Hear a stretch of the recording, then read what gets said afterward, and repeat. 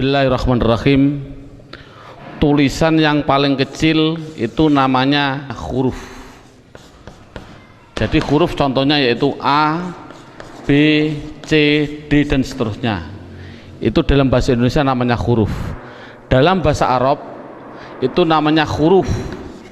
Jadi contohnya huruf yaitu alif, ba, ta dan seterusnya. Itulah namanya huruf. Kemudian di atas huruf yang kedua itu ada yang namanya dalam bahasa Indonesia namanya kata. Jadi kata itu apa? Kata susunan dari beberapa huruf yang mempunyai arti. Contoh, ada huruf S, A, Y, A, saya jadikan satu, itulah namanya kata. Ada M, ada A, ada K, ada A, ada N, saya jadikan satu, namanya kata. Ada R, ada O, ada T, ada I, namanya roti, itu namanya kata. Dalam bahasa Arab itu namanya kalimah. Jadi kalimah yaitu contohnya ana, kumpulnya hamzah, nun, alif, itu namanya kalimah.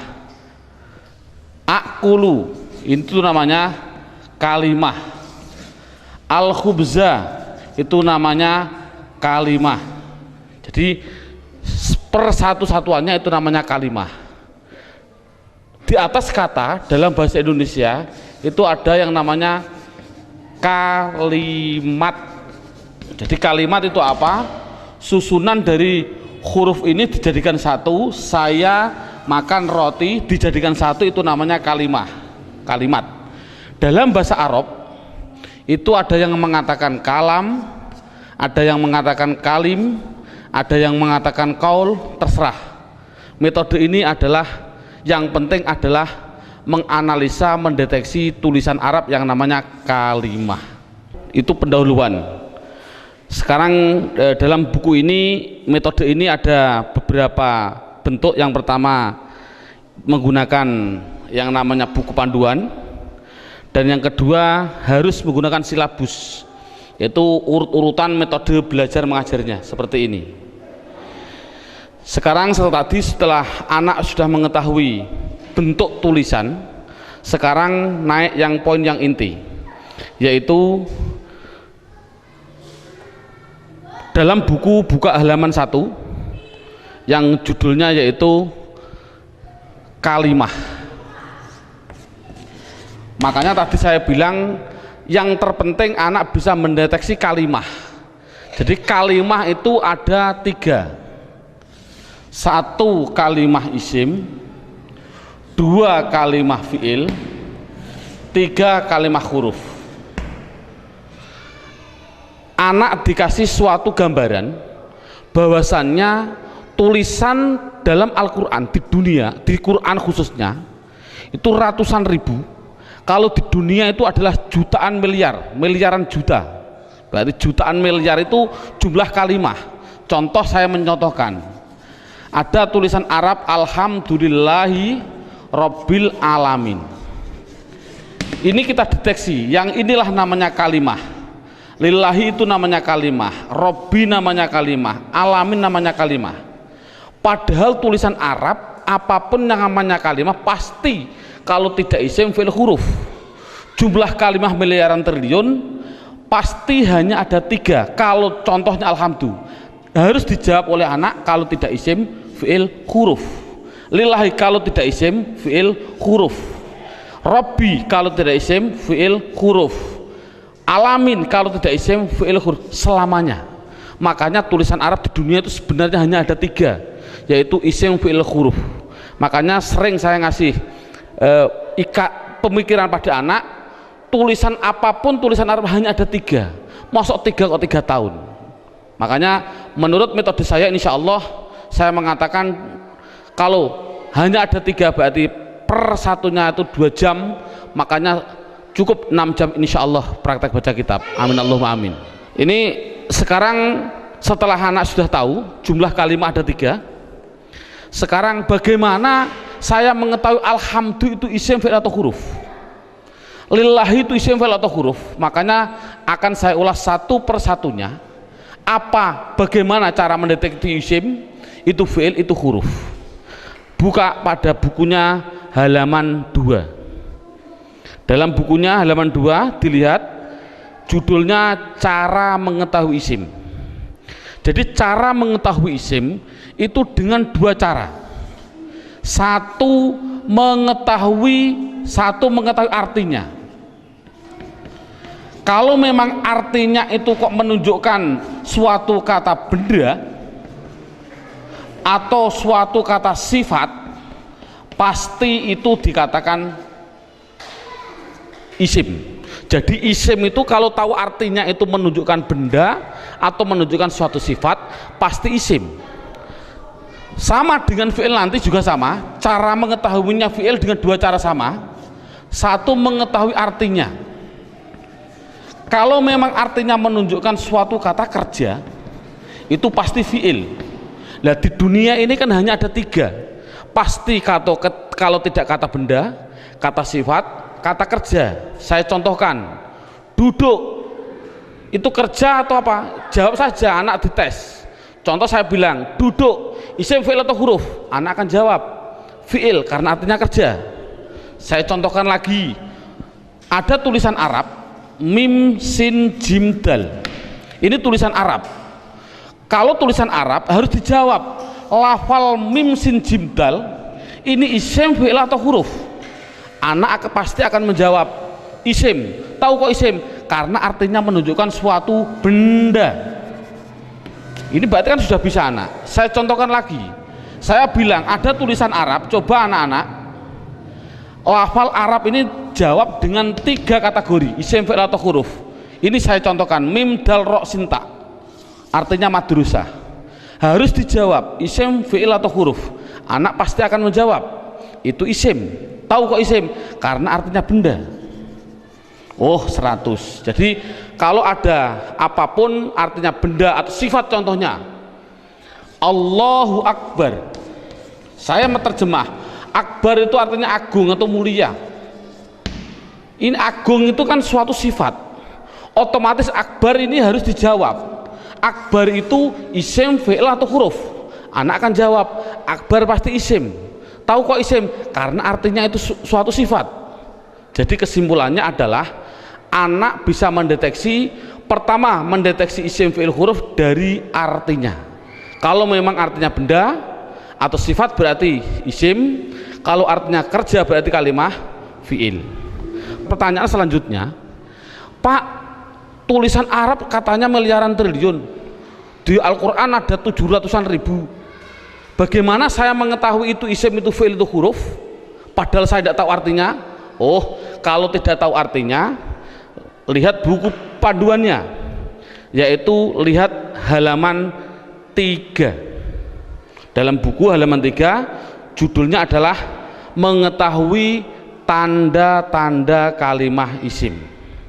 1, kalau tidak tahu artinya, 1 harus mengetahui tanda-tandanya. Tanda-tandanya isim, yang dimaksud tanda-tandanya adalah tanda-tandanya isim. Apa tanda-tandanya isim? Buku halaman 3, 1 yaitu dimasuki tanwin. Tanwin itu berarti baik tanwin dhammah, tanwin fathah, tanwin kasroh. Saya contohkan, hasibun, isim, fi'il atau huruf? Isim. Tahu kok isim? Karena ada tanwin. Untuk anak kecil mungkin kelas 5 diniyah, tanwin itu pasti di belakang, tulis saja disuruh di belakang. Bukunya tambah situ silahkan, yang penting tanwin pasti di belakang, baik tanwin dhammah, tanwin kasroh, tanwin fathah. Saya contohkan, hasibun, ini tulisan Arab, harus dijawab isim, fi'il atau huruf? Artinya apa? Saya nggak tahu. Kalau tidak tahu, ini harus dijawab isim. Mengapa ke isim? Karena ada tanwinnya. Saya menulis lagi, sohi bin, isim, fi'il atau huruf? Isim. Tahu kok isim? Karena ada tanwinnya. Berarti anak sudah bisa mendeteksi, yaitu tanda-tanda yang pertama kalimah isim, yaitu dimasuki tanwin. Sekarang yang nomor 2, Tanda-tanda isim yang nomor 2 itu kalau ada tulisan Arab depannya dikasih al, makanya dalam bukunya hanya dimasuki al, garis miring di depan. Jadi kalau ada tulisan Arab depannya ada alif dan lam, pasti itu isim. Contoh, alhamdu, harus dijawab isim fi'il atau huruf, jawabnya adalah isim. Tahu kok isim? Karena dimasuki al. Ar-Rahim, isim fi'il atau huruf, isim. Tahu kok isim? Karena ada al. Dan seterusnya. Sekarang yang ketiga, tanda-tanda isim yang ketiga yaitu dimasuki yang namanya huruf jar. Huruf jar itu apa sih? Huruf jar itu adalah tertentu, lafalnya tertentu, yaitu ada tulisan itu berupa apa? Min, ila, an, ala, dan seterusnya. Di dalam buku sudah ada. Min artinya dari, ila artinya ke, an artinya dari, ala artinya di atas, dan seterusnya. Jadi kalau ada tulisan Arab dimasuki min, yang mana huruf jar itu pasti tempatnya di depan suatu kalimah, mesti itu adalah kalimah isim. Contoh, saya mencontohkan ada tulisan Arab, zahaba zaidun ila suq, zahaba zaidun ila suq. Anak saya tes satu persatu dulu. Zaitun, isim fi'il atau huruf? Isim. Tahu kok isim? Karena ada tanwinnya. Suq, isim fi'il atau huruf? Isim. Tahu kok isim? Karena dimasuki huruf jar yang namanya ila. Artinya apa saya suq? Tidak tahu, tidak penting. Ini kan tidak penting.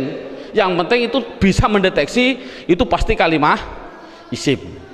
Contohnya lagi, ada contoh yang namanya ada roja'a. Saya contohkan, roja'a kembali. Siapa yang kembali? Bakrun, siapa bakar? Kembali min dukan. Bakrun isim fi'il atau huruf? Jawabnya isim. Tahu kok isim? Karena ada tanwin. Min dukan itu isim fi'il atau huruf? Isim. Tahu kok isim? Karena dimasuki huruf jar min. Artinya apa? Tidak penting. Jadi makanya itu adalah tanda-tanda kalimah isim. Yang ketiga, yang keempat, tanda-tanda isim yang keempat di situ saya tulis. Saya hapus dulu. Tanda-tanda isim yang keempat yaitu dimasuki namanya huruf kosam. Kosam itu artinya sumpah. Kosam artinya sumpah. Di sini huruf kosam hanya ada 3, wawu, ba, ta. Untuk anak pemula jangan dicontohkan selain lafal Allah, jangan. Untuk pemula jangan. Contoh, wal asri. Asri ini adalah isim. Tahu kok isim? Karena ada wawu kosam. Tidak perlu sebenarnya. Yang penting itu adalah wawu kosam nanti. Contohkan saja wallahi. Berarti Allah itu isim karena apa? Dimasuki wawu ini. Itu aja masih bingung untuk anak didik. Jadi kesimpulannya kosam tidak begitu penting. Yang penting yang terakhir ini, tanda-tanda isim yang terakhir yang kelima, yaitu dimasuki yang namanya mamimu. Contohkan, ini contoh mamimu di sini dalam buku panduan. Di situ lihat halaman 65. Halaman 65 dalam bukunya dibuka. Contohnya halaman 65 yaitu fa'ala yaf'ulu fa'lan wa maf'alan fahuwa fa'ilun wa dzaka maf'ulun. Saya ambil yang penting-penting saja. Uf'ul la taf'ul, maf'alun 2 kali ini, maf'alun mif'alun. Cara menerangkan pada anak bahwasannya fa'ala yaf'ulu fa'lan ini adalah dalam bahasa pramuka namanya kata sandi. Kalau dalam bahasa komputer namanya keyword atau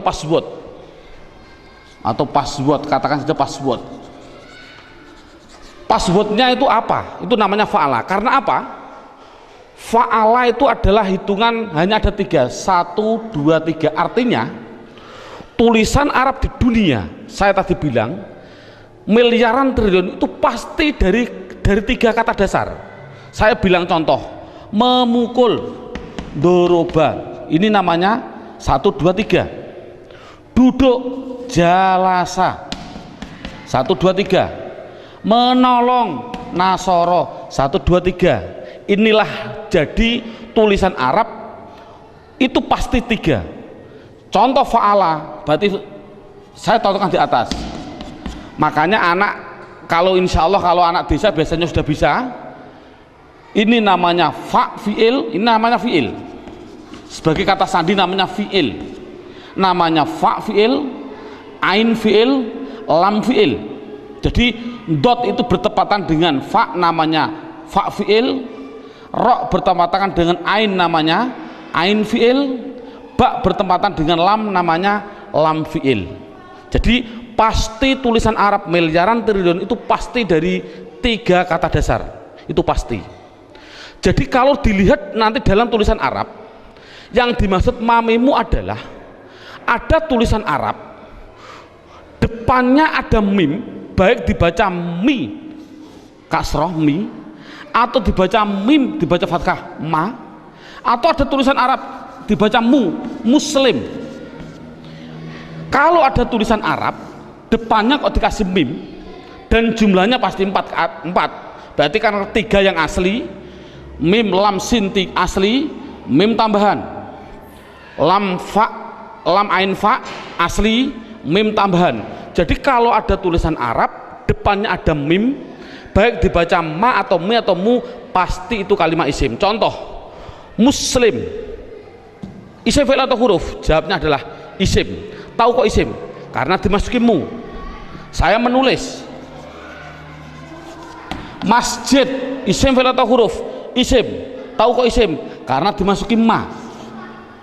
Dan seterusnya. Saya bilang madrasah, isim fi'il atau huruf? Isim. Tahu kok isim? Karena dimasuki ma. Jadi tulisan Arab kalau ada mim dibaca baik fathah, kasroh, dumah, itu pasti kalimat isim. Sekarang saya tambah sedikit suatu pengenalan. Kalau ada tulisan Arab,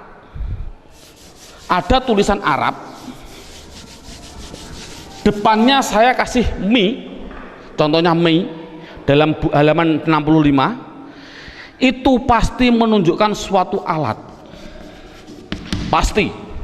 Contoh saya contohkan, rowaha sama dengan fa'ala. Rowaha artinya angin. Coba kalau kasih mi bunyinya apa? Samakan dengan ini, berarti mati hidup, hidup. Rowaha kasih mi bunyinya mirwahun. Jadi mirwahun artinya adalah, karena ada mi artinya adalah alat angin. Apa alat angin? Kipas angin. Jadi kipas angin itu bahasa Arabnya adalah mirwah.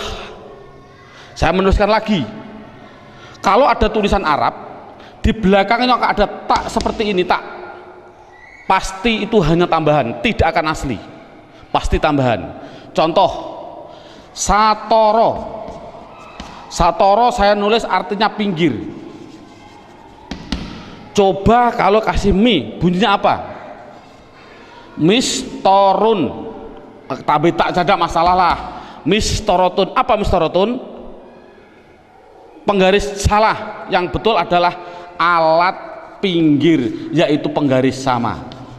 Jadi kan sama tujuannya semuanya.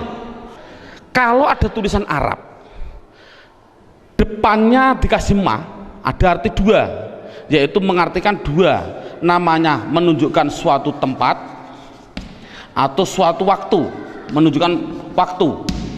Tinggal pilih kondisional. Untuk guru tolong hanya sebutkan saja pasti maf'a, karena nanti dalam pendalaman ada yang namanya maf'i ada, tapi tidak perlu dicontohkan pada murid. Yang penting adalah maf'a. Kalau ada lafal maf'a pasti tinggal pilih menunjukkan tempat atau waktu. Contoh, darosa belajar. Coba kalau kasih ma bunyinya apa? Madrosun. Kasih tak aja lah, tidak masalah lah. Apa namanya? Madrosatun. Darosa belajar. Kalau madrosatun artinya apa? Sekolahan, jangan sekolahan. Artinya itu tempat belajar, yaitu sekolahan, sama. Semuanya seperti itu semua. Kataba menulis. Coba kalau kasih ma bunyinya apa? Maktabun. Apa maktabun? Maktabun artinya tempat menulis. Apa? Meja tulis. Jadi meja tulis bahasa Arabnya maktab dan lain sebagainya. Ada yang mengatakan tempat nulis itu adalah kantor, boleh. Jadi maktabun kantor, boleh, karena memang kantor itu untuk tempat menulis juga, dan seterusnya. Setelah itu yang penting anak bisa mendeteksi kalimat isim. Ini alhamdulillah cukup sampai ini. Minimal anak bisa mendeteksi media harokat pasti isim. Karena apa? Kita semua bisa melihat yang namanya isim di media harokat itu pasti ada tanda-tandanya itu semua, kecuali satu yang namanya mudhof. Ini murid tidak perlu diterangkan, ini khusus spesial guru, karena semua media harokat bisa dideteksi itu isim. Saya bisa mendeteksi kecuali satu, apa yang namanya mudhof. Berarti mudhof, apa mudhof itu nanti tidak perlu kita terangkan pada anak. Ini yang pertama. Sekarang alhamdulillah beberapa menit sudah bisa anak bisa mendeteksi tulisan Arab yang namanya isim. Sekarang kita mendeteksi yang kedua yang namanya kalimah fi'il. Kita mendeteksi yang kedua namanya kalimah fi'il. Tadi saya bilang kalimah ada 3 isim fi'il huruf. Isim mengetahui artinya, kalau benda sifat menunjukkan benda atau sifat berarti isim. Kalau tidak tahu artinya, mengetahui tanda-tandanya. Sama dengan fi'il. Kalau mengetahui artinya, itu artinya menunjukkan suatu kerja, berarti kalimah fi'il. Tadi sudah saya terangkan. Kalau tidak tahu semuanya Pak, oh sama dengan isim, yaitu mengetahui tanda-tandanya. Lihat buku panduannya, yaitu halaman 10. Buku panduan halaman 10.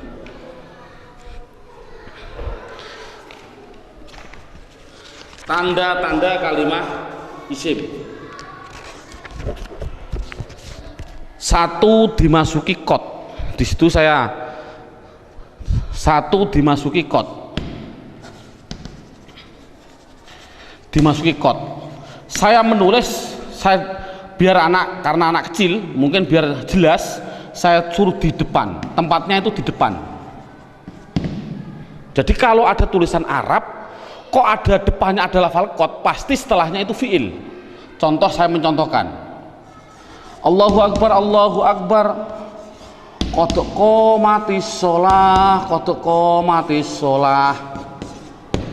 Ini adalah lafal kot. Koma itu mau tidak mau harus saya jawab itu kalimat fi'il. Tahu kok fi'il? Karena dia dimasuki kot. Ini kan paling mudah. Jadi kalau ada dimasuki kot itu namanya kalimah fi'il. Apa artinya koma? Tidak penting. Yang penting tahu itu adalah fi'il.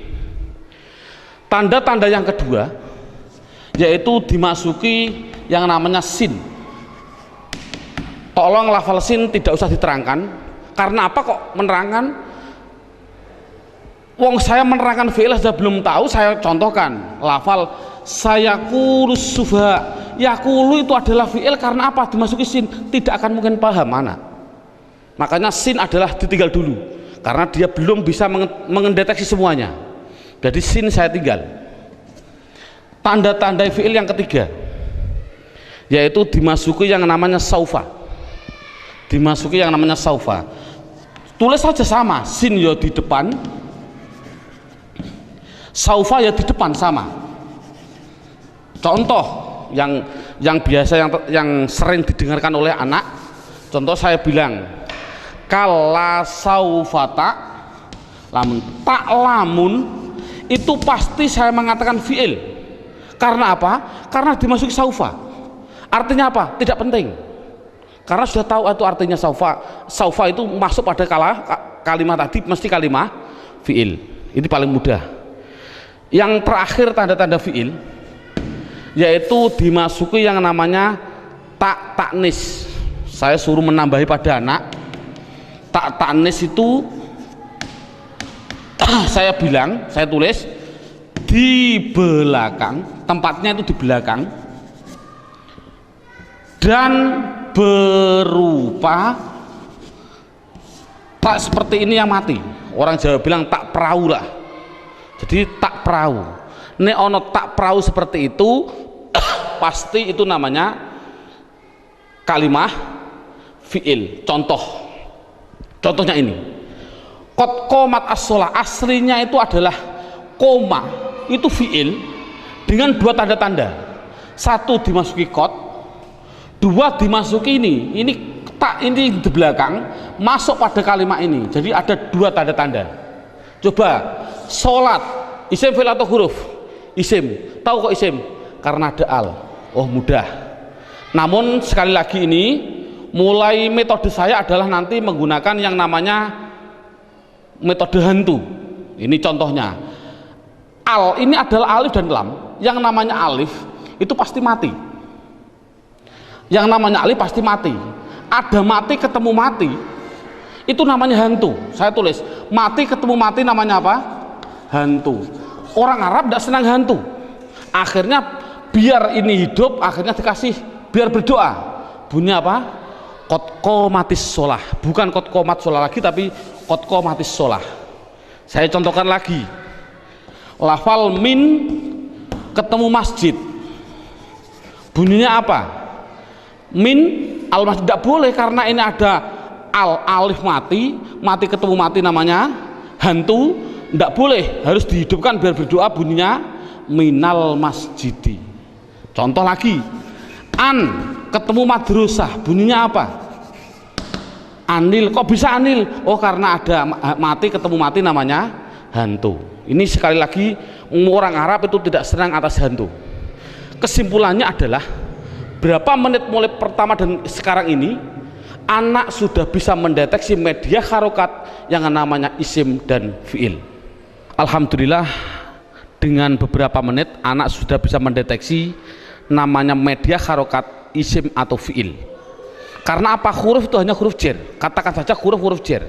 Ada huruf li taukid dan sebagainya, itu tidak penting.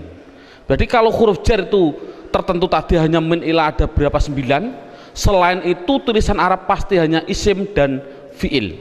Anak sudah bisa mendeteksi kecuali tadi mudhof. Alhamdulillah. Sekarang kita naik poin yang keempat. Poin yang keempat yaitu lihat buku halaman pertama. Dalam halaman pertama terlihat kalimah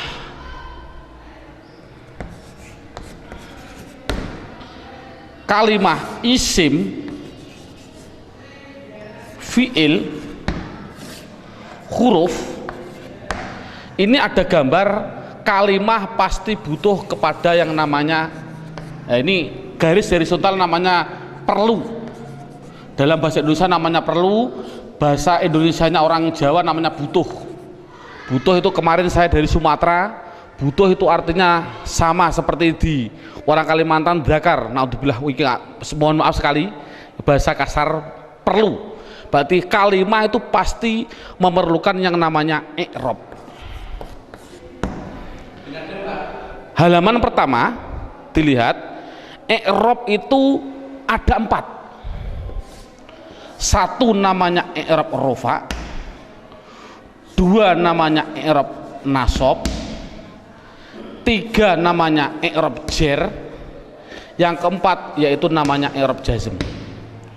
Jadi kalimah itu pasti memerlukan yang namanya i'rab. Padahal i'rab ada 4, rofa, nasab, jar, jazm. Dan perlu diketahui kalimah isim itu butuhnya hanya butuh 3, bukan 4. Fiil butuhnya yaitu 3, bukan 4. Huruf, sementara huruf tidak butuh. Jadi yang butuh i'rab itu yaitu khusus yang namanya kalimah isim dan kalimah fi'il. Apa i'rab itu nanti saya terangkan. Yang penting isim itu butuh 3. Apa namanya? Dan perlu ditulis dulu. Anak harus digarisbawahi. Rofa pasti domah, dibilang pasti. Karena pengalaman saya pada waktu kecil, Pak Guru menerangkan rofa yaitu domah, wawu, alif, nun. Itu saya juga bingung.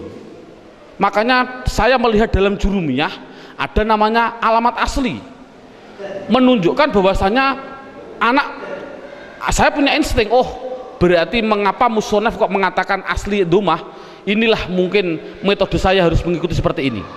Jadi setiap anak pastikan yang namanya rofa pasti domah, yang namanya nasab pasti fathah, yang namanya jer pasti kasroh, yang namanya jazm pasti sukun. Dipastikan dulu. Jadi kalau sekarang kita lanjutkan, yang butuh i'rab itu adalah isim butuh 3. Apa-apa? Isim butuhnya yaitu rofa, nasab, jer. Ini kebutuhan isim. Jadi isim butuhnya hanya 3, rofa, domah, nasab, fathah, jer, kasroh. Tidak butuh kepada jazm, tidak butuh. Ini penting. Adapun yang fi'il butuh 3. Fi'il butuh 3. Apa-apa? Rofa, nasab, dan jazm. Tidak butuh kepada yang namanya jer. Ini anak harus tidak perlulah kita terlalu ngasih pertanyaan terbulak-balik. Contoh, isim i'rab apa yang khusus masuk pada fi'il, i'rab apa yang tidak boleh masuk pada fi'il. Tidak perlulah. Yang penting minimal pertama kali tolong ditekankan isim. Fi'il aja tidak penting, nanti dulu. Yang penting kalau bilang isim pasti punya namanya rofa domah, nasab fathah, jer kasroh. Itu isim dulu, matangkan isim. Fi'il tidak perlu ditanya dulu. Jadi sekarang pertanyaannya, apa sih yang dinamakan rofa domah? Rofa itu adalah i'rab. I'rab itu apa? I'rab adalah perubahan pada akhir kalimat atau kata, akhir kata atau kalimah dalam bahasa Arabnya tadi. Jadi kalau ada tulisan Arab, perubahan belakang itulah namanya i'rab.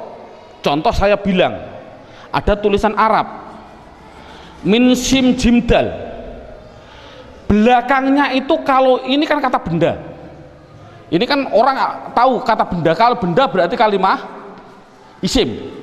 Kalau isim harus dijawab, pasti butuh perubahan belakang. Kalau dia rofa ya pasti dun. Apa rofa itu nanti? Pasti dun. Kalau dia nasab berarti pasti dan. Kalau dia jer berarti din. Makanya saya tadi bilang, yang namanya i'rab, khususnya ini, i'rab itu sama dengan nahwu. Contohnya lafal ini, dun dan din, inilah belakang, ini namanya nahwu. Adapun depan ada tulisan mim sim jim dal, bacanya apa? Masji. Mengapa kok dibaca masji? Mbok dibaca misijid saja. Inilah perubahan depan, itu namanya sorof. Jadi nahwu sama sorof itu harus gandeng. Mengapa terjadi sekarang ini guru nahwu, guru sorof sudah berlainan, itu sudah jauh, akan bertemu juga sulit. Karena satu kalimat membutuhkan 2 hal, yang namanya nahwu dan sorof. Jadi perubahan depan itu namanya sorof, perubahan belakang adalah nahwu. Jadi kesimpulannya lagi, ada kesimpulan ini, tolong nanti anak-anak harus dipahami.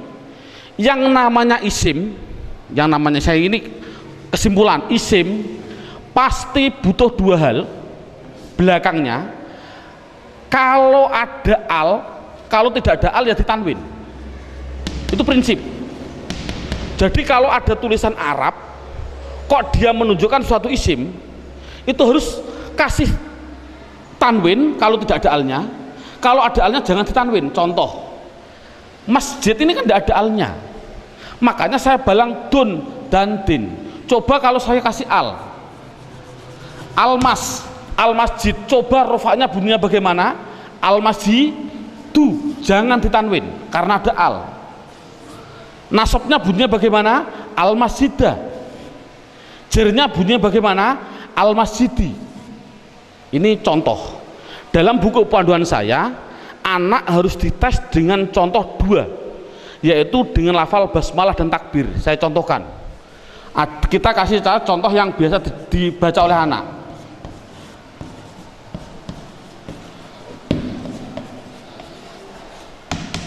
Dideteksi dulu isim fi'ilnya. Coba rohim, lafal belakang ini isim fi'il atau huruf? Isim, tahu kok isim? Ada al. Rohman, isim fi'il atau huruf? Isim, tahu kok isim? Ada al. Allah, isim fi'il atau huruf? Isim, tahu kok isim? Ada al. Silahkan, ini ada khilafiyah ulama, ada yang mengatakan jangan bilang al, ini adalah ismudzat, tidak boleh dirubah-rubah. Tapi ada ulama yang mengatakan memang al. Dari lafal aliha dikasih al, jadinya alifnya dikasih panjang, Allah. Nggak, untuk anak kecil biarlah itu bilang isim karena ada al, silahkan. Ismi, ini isim, tahu kok isim? Karena ada huruf jerba. Ini memang sulit, anak pemula memang sulit, tidak begitu penting. Yang penting dikasih tahu ismi isim karena ada huruf jar masuk. Kalau ini mengatakan isim, ini isim karena ada al, ini isim karena ada al, ini isim karena ada al. Coba harokatnya gimana? Bismi, loh, saya baca kasroh, berarti dia menunjukkan rufa nasab atau jer? Jer, karena kasroh. Oh 100. Bismillahi, saya kasri hi, berarti di kasroh, isim ada kasroh. Oh masuk karena dia jer berarti. Mengapa kok jer? Oh nanti, belum waktunya. Bismillahirrohmani, mengapa saya bilang nih? Rufa nasab atau jer? Jer. Oh 100. Teruskan Bismillahirrahmanirrahim, pasti anak jawab khim. Jawab saja mustahil, karena sukun itu miliknya fi'il. Ini kan sukun. Sukun itu adalah miliknya kalimah. Sukun itu miliknya kalimah fi'il. Padahal ini isim, berarti ini milik isim, tidak boleh. Jadi salah, ada tulisan Arab Bismillahirrahmanirrahim, mimnya kok disukun, salah. Mestinya itu kalau dia isim, kalau tidak rohimu ya rohimah ya rohimi, pasti itu. Oh kebetulan di dalam Al-Quran tulisannya adalah mi, ya berarti jer. Dari mana kok jer? Yang penting dia kasroh, itu jer. Mengapa kok dibaca jer? Oh nanti belum masanya. Yang penting dia bisa mendeteksi itu isim, rofa nasab atau jer. Ini kan anak sudah lumayan. Dengan berarti gambaran rohim ini adalah menggambarkan anak biar tahu, oh isim tidak boleh ditanwin. Loh kok disukun pak? Oh tidak boleh tanwin, maaf, disukun. Mengapa sukun pak? Karena wakof. Saya contohkan lagi 2 contoh. Lafal Allahu Akbar. Allahu Akbar, orang bilang akbar disukun. Saya jawab salah. Mengapa salah? Tadi saya bilang akbar itu adalah sifat. Yang namanya sifat itu pasti isim. Yang namanya isim tidak mungkin dia disukun di dalam tulisannya. Kalau begini, karena apa? Sifat isim tidak boleh sukun, karena sukun itu miliknya fi'il. Kalau isim itu pasti kalau tidak ru ya ro ya ri. Mengapa tidak ditanwin? Nanti. Yang jelas ini contoh Allahu Akbar. Allah isim, tahu kok isim ada al. Rofa nasab atau jer? Rofa, tahu kok rofa? Karena dumah. Akbar yang betul adalah akbaru. Jadi mengapa kok dibilang bar? Karena wakof. Kalau nulis adalah ru yang betul. Makanya sering saya kasih pertanyaan, bagaimana hukumnya ada orang sholat bilang Allahu Akbaru, sah nggak? Jawabnya adalah sah, karena nahunya seperti itu. Namun yang terbaik memang adalah wakof. Seperti ini, Bismillahirrahmanirrahim, karena wakof. Jadi intinya adalah yang namanya i'rab ada 4 rofa nasab jar jazm. Khusus kita tekankan pada isim, yang namanya isim belakangnya pasti rofa dumah, nasab fathah, jar kasroh. Itu kesimpulannya. Sekarang silabusnya poin yang kelima, judulnya yaitu pendalaman isim. Buka halaman 1 sama halaman 1, yaitu lihat halaman 1, isim dibagi 2. Ada yang namanya isim mabni, ada yang namanya isim mu'rab. Sekali lagi, isim mabni dan isim mu'rab dibagi dulu. Apa yang namanya isim mabni? Dalam buku halaman 2 ada. Mabni itu adalah, mabni itu apa? Mabni adalah harokat belakang, harokat belakang itu tetap. Saya tulis tetap. Itulah namanya mabni. Jadi mabni itu apa? Mabni harokat belakang tetap.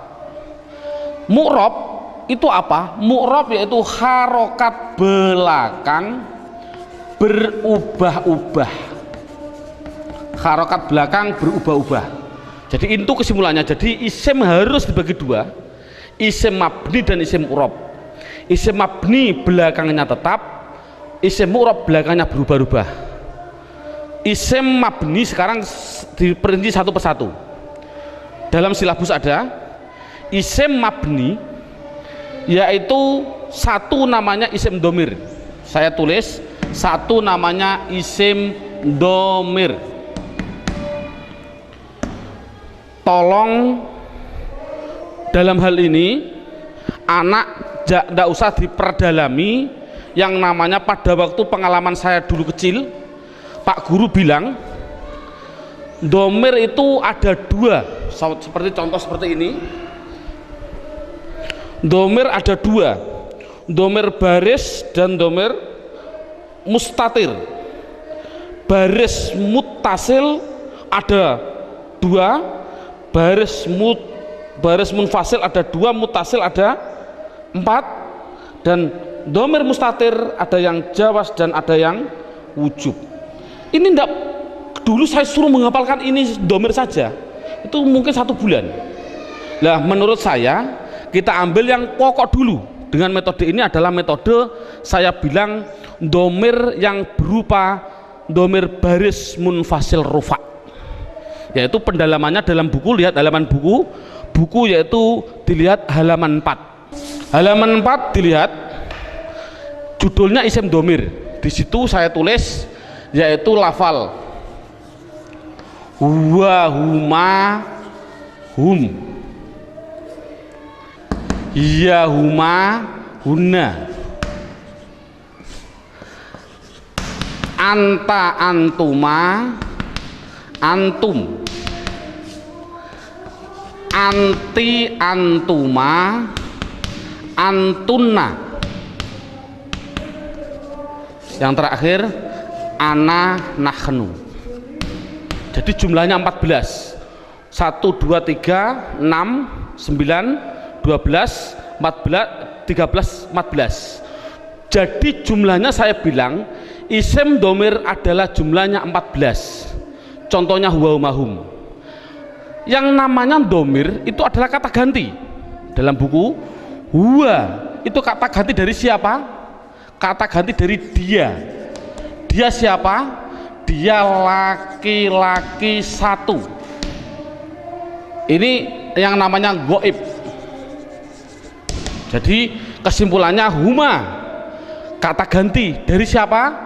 Dia laki-laki 2 yang goib. Hum kata ganti dari apa? Mereka atau mereka.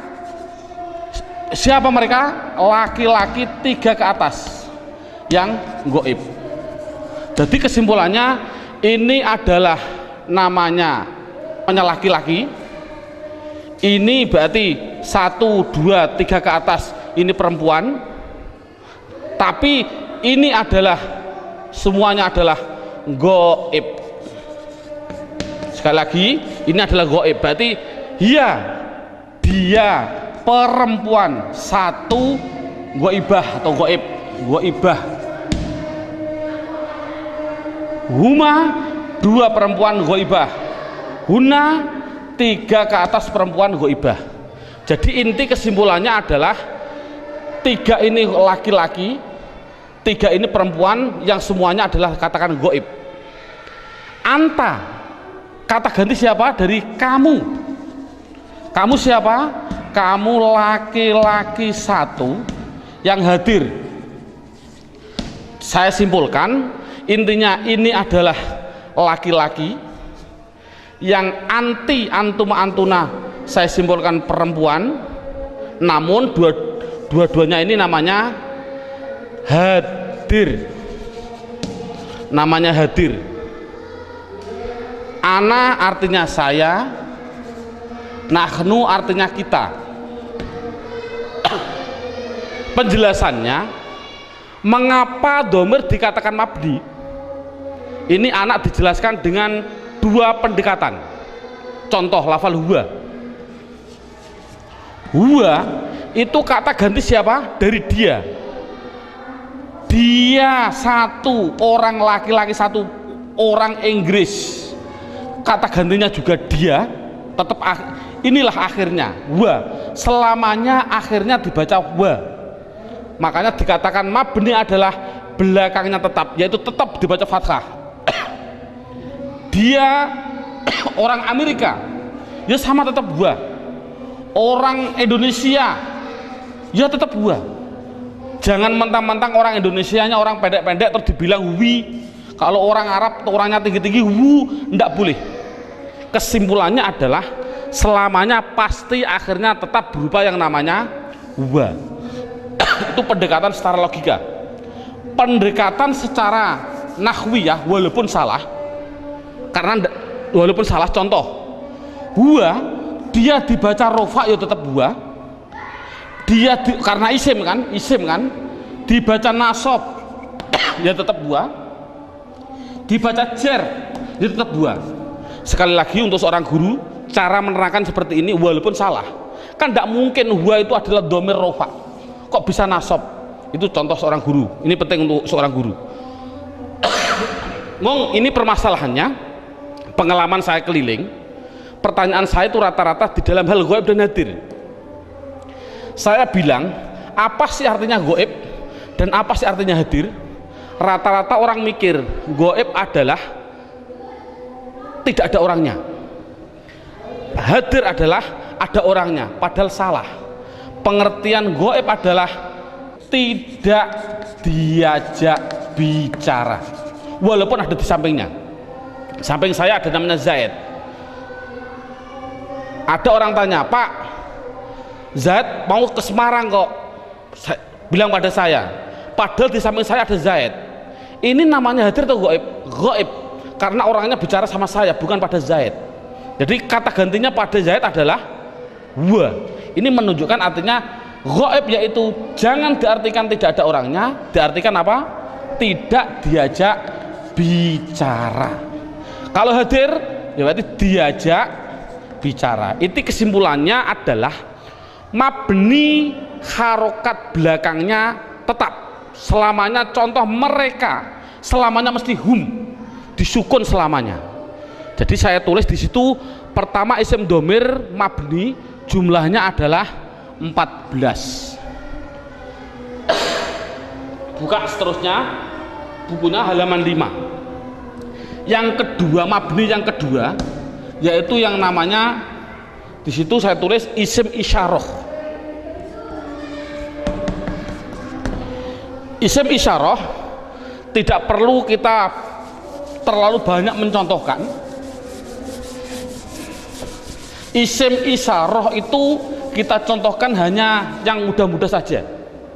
Contoh isim isyarah ada 3. Ada yang namanya qorib, ada yang namanya wasit, ada yang namanya ba'id. Qorib artinya dekat, wasit artinya sedang, ba'id artinya jauh.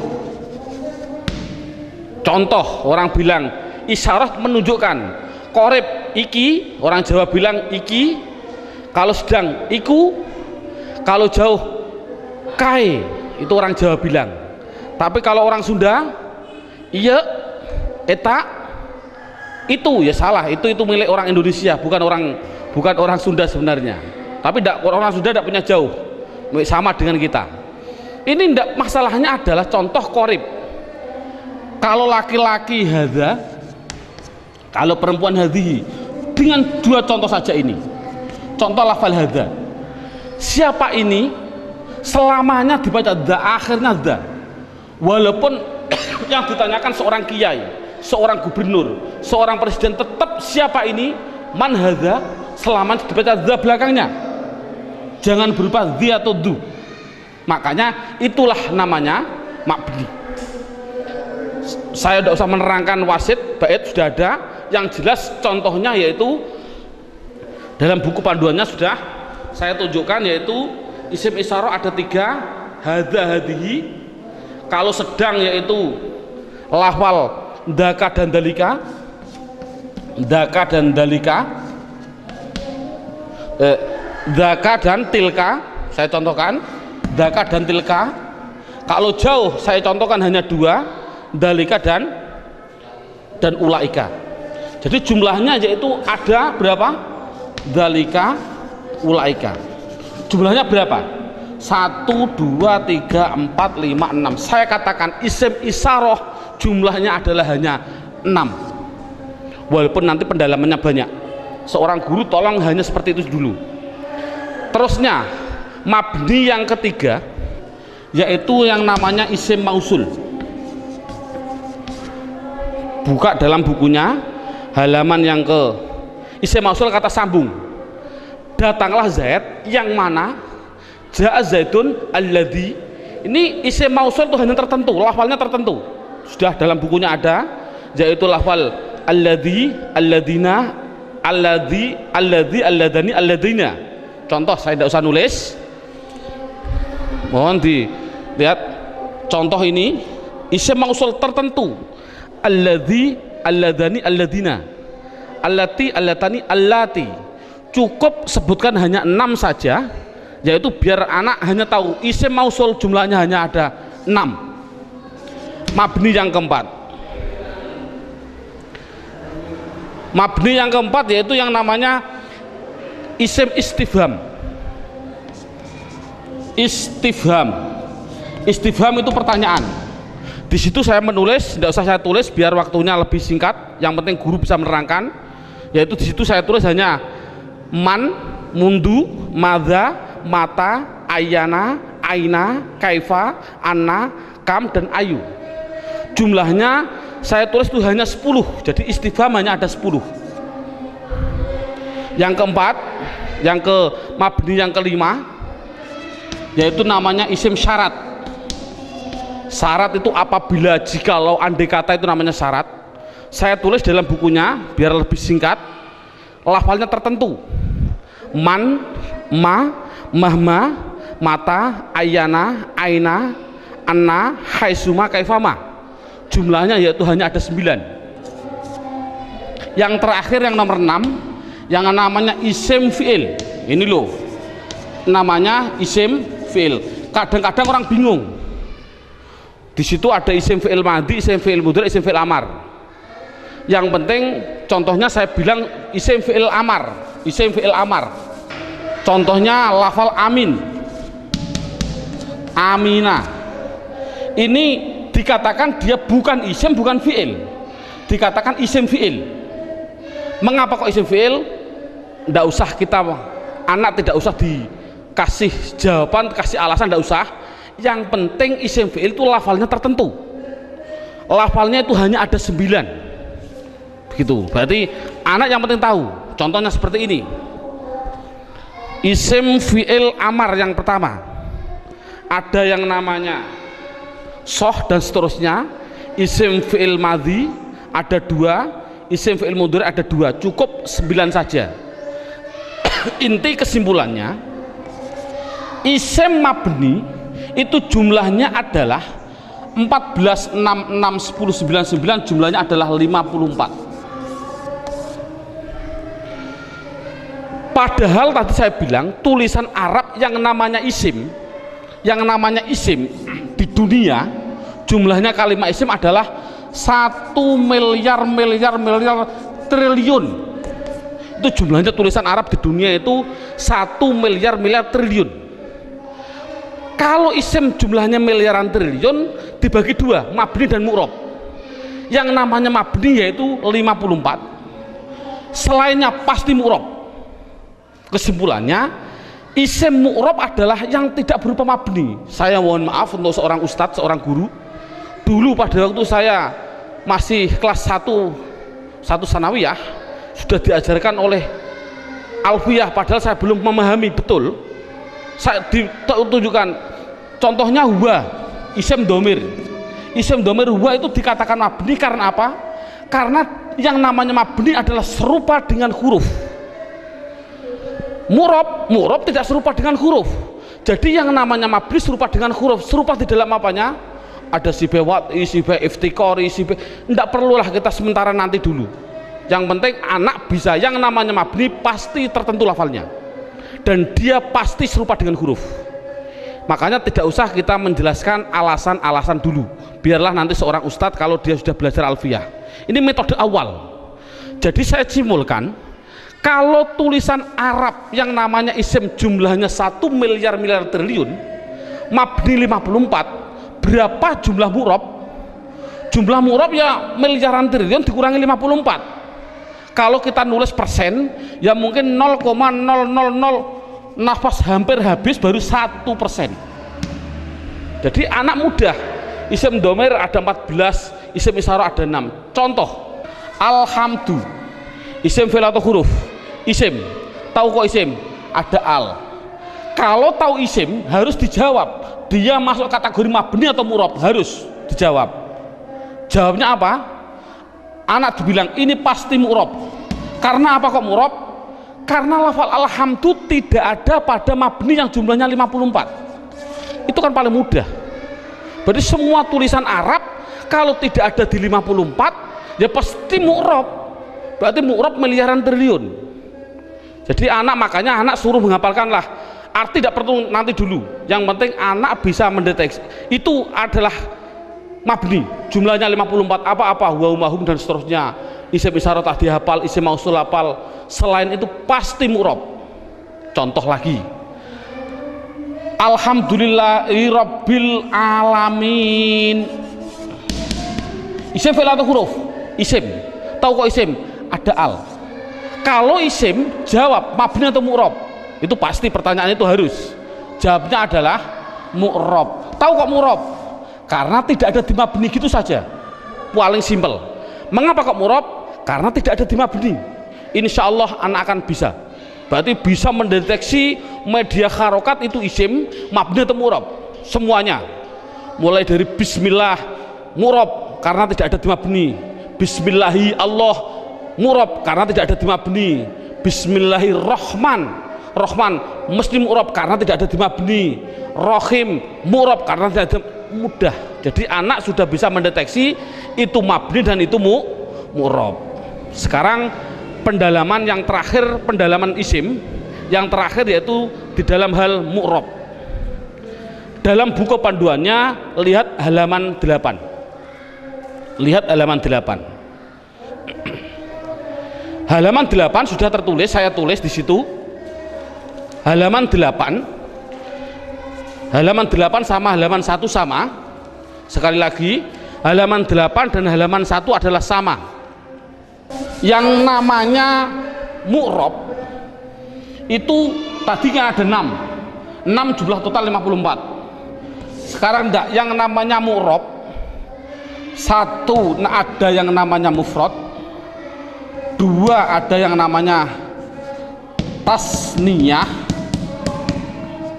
yang ketiga ada yang namanya jamak mudzakkar salim, yang keempat ada yang namanya jamak muannas salim, yang kelima, nah ini saya batasi cukup mu'rob, yang penting anak bisa 4, mufrad tasniyah jamak mudzakkar salim jamak muannas salim. Yang kelima sampai yang ke-9 tidak penting. Sekali lagi metode ini adalah tidak penting. Karena apa? Karena mu'rab yang 4 ini itu sudah mendominasi dalam tulisan Arab, 80% dari tulisan Arab itu pasti terjadi dari 4. Makanya anak harus ditekankan di dalam 4 tadi. Berarti sekali lagi, mu'rab yang jumlahnya miliaran triliun dikurangi 54 itu harus dimasukkan di antara 4 ini. Berarti di antara 4 ini mufrad, tasniyah, jamak mudzakkar salim, jamak muannats salim. Sekarang anak diterangkan apa sih yang namanya isim mufrad. Lihat ini, mufrad itu bahasa Arab. Artinya apa mufrad? Artinya satu, baik dia seorang laki-laki atau perempuan, pokoknya satu, itu nama bahasa Arabnya mufrad. Tasniyah itu bahasa Arab. Apa sih artinya tasniyah? Tasniyah itu artinya 2, baik dia seorang laki-laki atau perempuan. Yang ketiga namanya jamak mudzakkar salim. Jamak itu artinya banyak, banyak itu artinya 3 ke atas, 3 plus.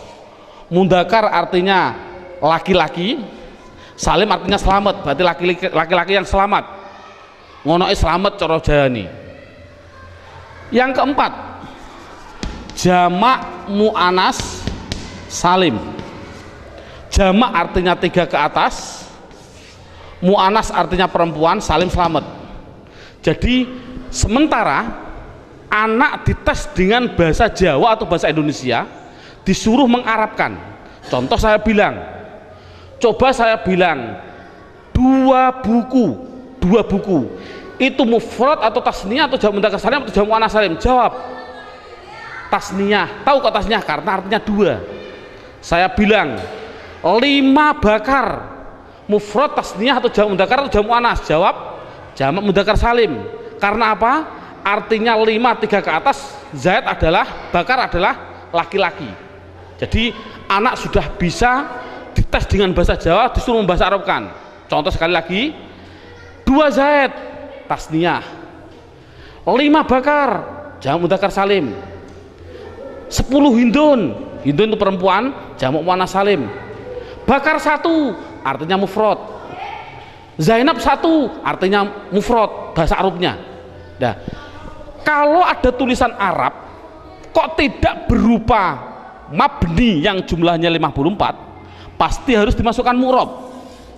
Kalau mu'rab harus dimasukkan di antara 4 ini, harus apa mufrad, apa tasniyah, apa jamak mudzakkar salim, apa jamak muannats salim, pasti harus masuk semua tulisan mu'rab. Contoh, nah ini bagaimana saya mengetahui Pak tulisan Arab itu mufrad, tasniyah, jamak mudzakkar salim, jamak muannats salim? Lihat bukunya halaman 8. Kalau ada tulisan Arab, belakangnya kok ada alif nun atau ya nun, nunnya dibaca kasroh ni, sebelum ya dibaca fathah, sebelum alif dibaca fathah, bunyinya ani atau aini, mesti artinya 2. Kalau ada tulisan Arab belakangnya kok berupa wawun nun atau ya nun, nunnya tapi dibaca na, baca fathah na, sebelum ya dibaca kasroh, sebelum wawu dibaca dhammah. Kalau orang Jawa bilang una, ini berarti mati nih, atau ina tadi aini, mesti artinya 3 ke atas laki-laki. Kalau ada tulisan Arab belakangnya berupa alif dan tak, taknya tak perahu, sebelum alif dibaca fathah, taknya hanya 2, kalau tidak ton ya tin, itu pasti dikatakan jamak muannats salim. Kalau ada tulisan Arab belakangnya tidak ada tambahan ani, aini, una, ina, atun, atin, mesti itu isim mufrad. Jadi isim mufrad itu apa? Yaitu kalau tulisan Arab tidak ada belakangnya tidak ada tambahan. Saya contohkan, alhamdu, isim fi'il atau huruf? Isim. Tahu kok isim? Karena ada al. Pertanyaan selanjutnya, mabni atau mu'rab? mu'rob. Tahu kok mu'rob? Karena tidak ada di mabni. Kalau mu'rob harus dimasukkan di antara 4 ini, wajib 4 ini harus dimasukkan. Berupa apa? Mufrad. Tahu kok mufrad? Karena belakangnya tidak ada tanda-tandanya. Ani, aini. Ini kan dal. Dal ini kan tidak ada tambahannya. Oh, jadi alhamdu adalah isim mufrad. Contoh lagi. Bismillah, alhamdulillahirabbil alamin. Alamin. Pertanyaan, isim fi'il atau huruf? Isim. Tahu kok isim? Ada al. Mabni atau mu'rob? Mu'rob. Tahu kok mu'rob? Karena tidak ada di mabni. Kalau masuk mu'rob, masukkan di antara 4 ini. Bunyinya apa? Jamak mudzakkar salim. Tahu kok jamak mudzakkar salim?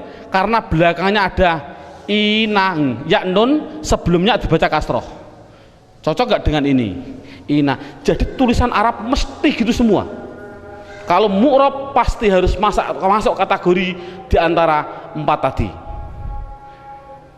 Ini alhamdulillah berapa jam ini anak sudah bisa 100% mendeteksi isim dan mengkategorikan di antara mabni dan mu'rob. Subhanallah, sudah bagus. Ini untuk apa isim tadi? Oh, nanti itu adalah setelah 3 jam. Kita istirahat dulu.